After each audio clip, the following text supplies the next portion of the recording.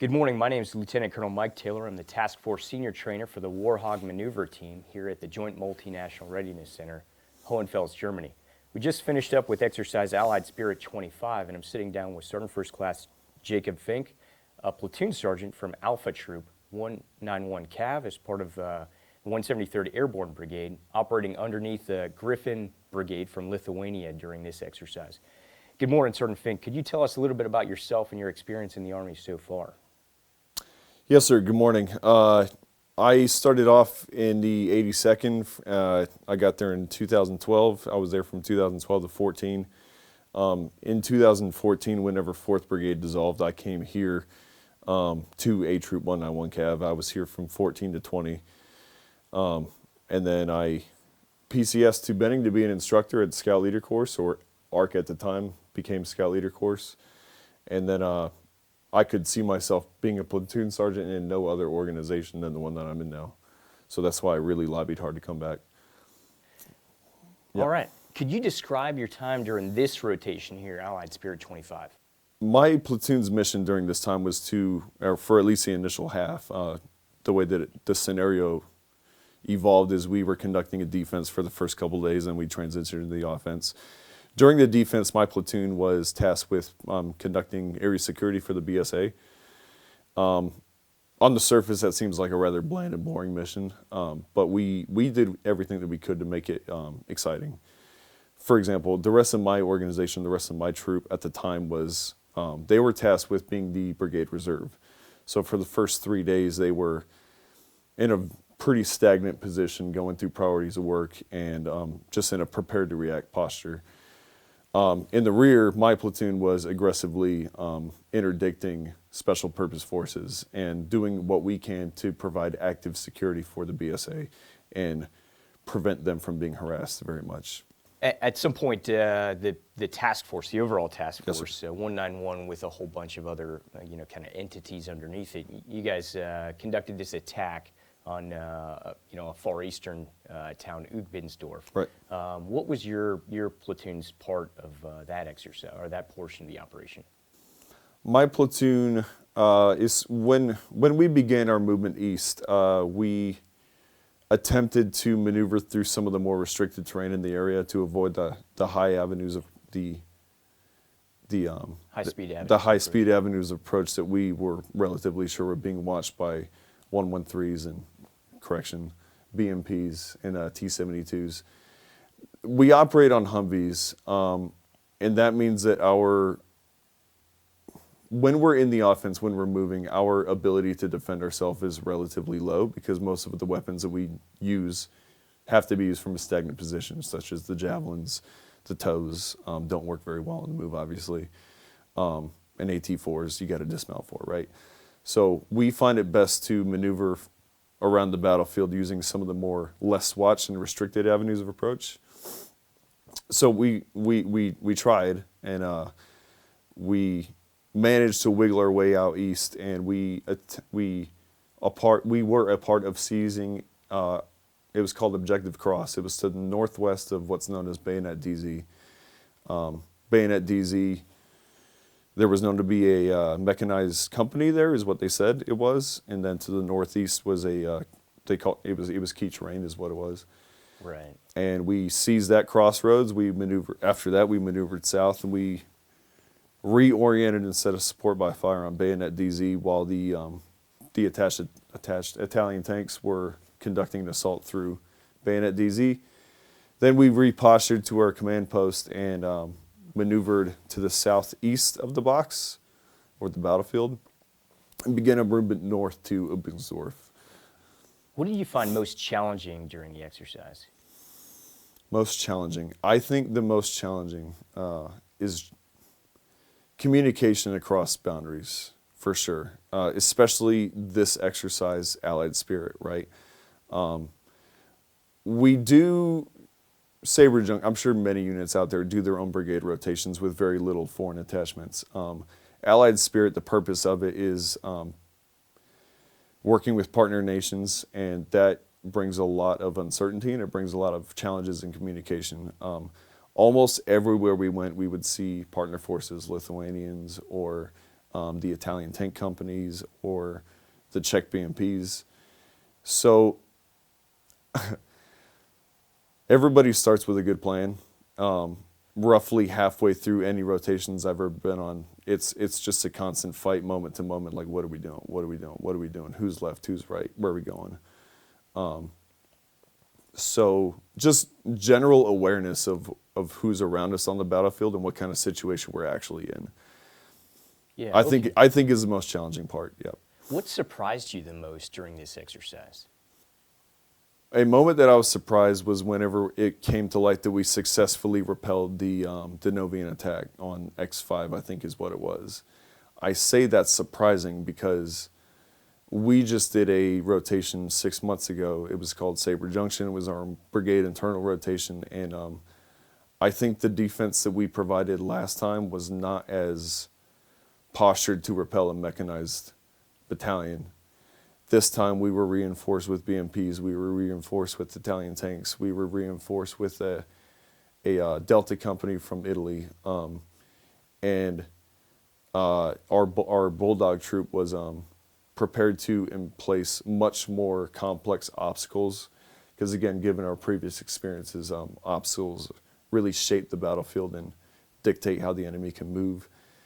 So I was surprised that we were actually successfully able to repel the enemy attack on X5 the way that we did. Yeah, so perhaps you guys learned quite a bit of lessons about the defense during your previous exercise here, and applied some of them here during this exercise, and found some additional success. As a platoon sergeant, especially on that final attack, but even at the height of the defense, how do you think Kazovac went? And then a second part of this is, how do you think you did at sustaining the platoon? Talking about the easy one first is sustaining the platoon. My platoon was detached from the rest of the squadron, so we were in vicinity of the BSA main. So supply was not that challenging for us. We were able to get fuel and have our needs met at our leisure, right? A challenge that we did encounter in the BSA also housed the Roll 2, and the Lithuanians use a different fuel than we do. So to get fuel, JP8 had to come from a different chain of sustainment, right? So fuel was a little weird for the first couple of days until they figured it out. Going forward, my platoon had enough supplies leaving the BSA to actually carry us through the rest of the rotation, no problem. We all had on our Humvees 6 fuel cans, and at a rough consumption rate of about half a tank a day. 6 fuel cans, I mean, you can carry yourself 4 or 5 days, no problem, in a Humvee at least, depending on how much you're moving. Kazovac, our troop, we just looked at the numbers this morning. We did extremely well with Kazovac this time. I do remember hearing rumblings, or grumblings you might say, about how far the Roll 2 was on the battlefield, because they were, at this point, they were situated very far northwest in the training area, roughly 10 kilometers from the front. I'm not sure if that's a valid complaint, because I think if you look in the manuals, it would say something that the Roll 2 is a much greater distance from the battlefield in a normal, perfect world by the book, right? Probably 20 to 30K away from the front, right? So I think a lot of the frustration that came from casualties not receiving care was their inability to rapidly get to the Roll 2.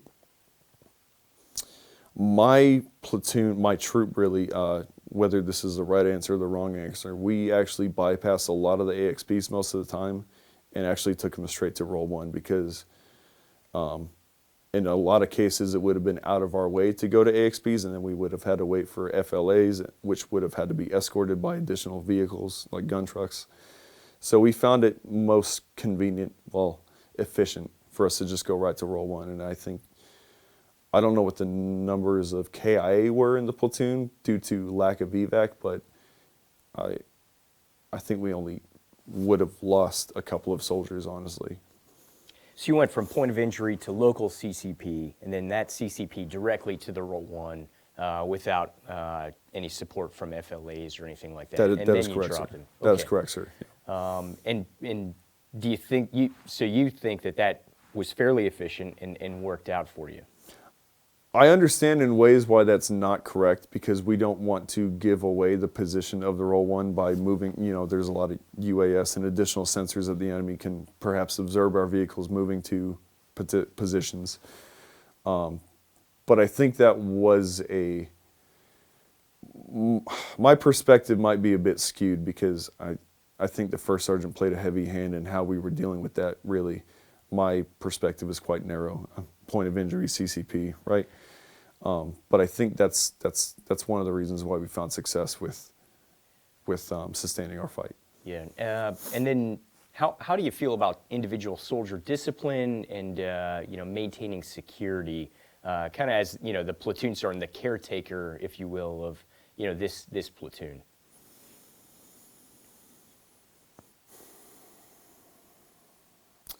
Security is local security specifically is a platoon sergeant function to ensure that it happens. Local security and passive measures, including face paint and overhead cover, passive measures. Like, one of the things that we did is we've been employing our BAES sensors, or battlefield anti-intrusion sensors, to establish a perimeter behind or to the dead space of our positions to get some early warning if there's dismounts in the area. We enforced extreme noise and light discipline. Can be difficult on the Humvees because some of the doors you're more or less forced to slam. They don't shut very well. We use no red lights. We use no white lights at night. We were conducting probably once or twice, 2 a-night patrols in some dead space. Immediately outside of the vehicle, we had our javelins prepped and ready to go. We don't have, in my platoon at least, we don't have the ability to conduct observation. Any observation post is supposed to be manned by no less than 3 soldiers, according to the manual, to the .98, which is the governing manual for a scout platoon. We don't really have the ability to do that. We don't have the amount of people to. We had 4 vehicles. We had 14 people. That really only leaves 2 dismounts in the TC now and then. So we had most of our stagnant positions were more or less just mounted with very little dismounted support, other than the occasional roaming patrol. Your question about how individual soldier discipline, I have a lot of young soldiers who this was their first rotation, and I am actually very happy with how they did. We were not compromised at night one time. And given, yes, we were in the BSA for half the rotation, but I think you're kidding yourself at this point if you believe there's a safe spot in that box anywhere. There's always impending danger. So individual soldier discipline, I'm actually quite happy with how my soldiers did. Yeah, one final question. What would you recommend to another platoon sergeant as he or she prepares for rotation here at the Joint Multinational Readiness Center? Number one, aggressively use any obstacles that you can. We spent a lot of time in a perfect world developing an engagement area, but off-war is never going to go where you want them to go. And your engagement area and all of your preparations don't mean a whole lot if you cannot get the enemy to stop. Your 1-4, your OPFOR are very good at maneuvering these BMPs and these T-72s, which are 113 platforms. And if you can't get them to stop, then there's nothing you can do about it. Especially, like I mentioned, the weapons that we have to tow, the javelin, very high planning consideration weapons, right? Very minimal, like trees to your front, right? They got to be on the edge of a wood line.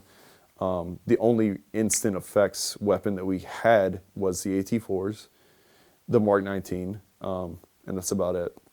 So if you can't get the enemy to stop, why are we even here? They're just going to drive right past you. Use your obstacles. You need to go through implement a battle drill for reducing obstacles quickly. 1-4 is very very good at emplacing obstacles, mine wires, triple strand C wire, AT mines, AP mines. And you need to come up with a good TTP for reducing these obstacles as quickly as you can. Maximizing use of your dismounts whenever possible. Deploying your dismounts short of a templated enemy position, gaining observation with them, and actually coming up with some sort of cohesive plan with how you're going to implement your vehicles into that fight. And then conducting a squad attack or a platoon attack, whatever. Overhead cover, there's a lot of drones out here, so no matter where you go, you have to ensure that you have adequate overhead cover, which will reduce the efficiency of some of your comms platforms, but that's the trade-off you have to make. Out there on the battlefield, there's a lot of, I've only ever been to Hohenfels. I've been here, like I said, I don't know, 7 times, maybe 8. Half the rotation we're in the defense. And during that defense, there's a lot of non-tactical vehicles that drive around. You don't know if they're good, you don't know if they're bad. They're templating positions, they're passing off grids. You have to harass them a lot. You have to set up serpentine C-wire, get them to slow down, get them to pull over, check their IDs, what are you doing here? Gather any intel that you can from them, and hopefully that will discourage them from just, you don't want them to start thinking they can just, at their own leisure, just drive around your lines. And they will call for fire on you. Call for fire is, they are very liberal in their use of fire as assets. Maintaining standoff as best you can, and avoid, anytime you're last piece, I'm sorry, sir, I'm just droning on. Last piece of advice is anytime you're compromised or anytime you're in an engagement and you have to displace to a subsequent or an alternate position. The reason being is because the OPFOR out there simulate a much larger element, and even if you do destroy them successfully, they're just as likely to go around to a terrain feature, rekey or, revive, and then come right back at you. So you have to start moving immediately, or you're going to get IDF, or you're going to get balled up by a whole platoon of dismounts. Yeah. All right. Sergeant First Class Jacob Fink, platoon sergeant with Alpha Troop 191 CAV. Thank you for your time, your thoughts, and a great rotation here at the Joint Multinational Readiness Center. Thank you.